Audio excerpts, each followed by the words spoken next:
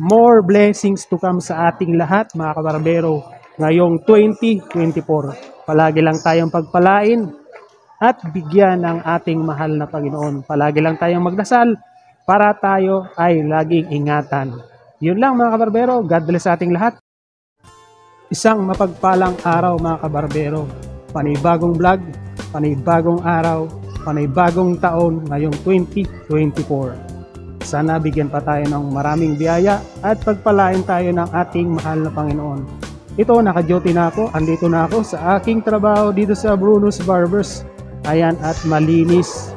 Wala ang aking mga kasama o aming mga kasama dito sa Bruno's Barbers Trinoma. Ayan, nagugupit na po si Sir Edwin dahil pararating ko lang.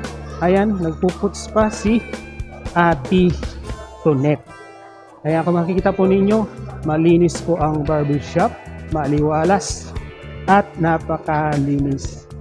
Ayan o. Pa-video-video lang muna ako habang wala pa akong client, habang wala pang ginagawa. At ayan si Sir Ray, may ginagawa na. Ayan. Ito lang muna tayo dahil ito wala pang customer habang naghihintay.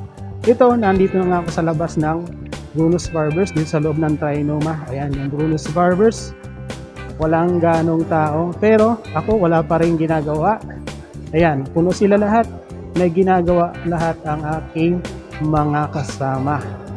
Ayan, maluwag po ang mall. Wala ganong tao at wala ganong namamasyal. At ayan na nga, mayroon na tayong buena mano. Ang unang customer ko ngayong 2024.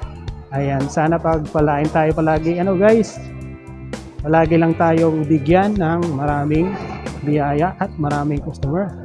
More tip sa ating mga customer.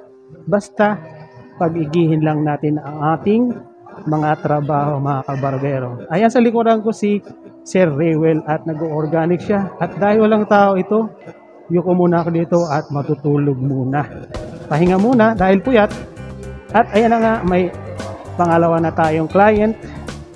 Ayan si Sir, patulog-tulog lang siya. Ayan si Sir Rewel at may ginagawa na naman siya. At sa likuran ko si Sir Efren.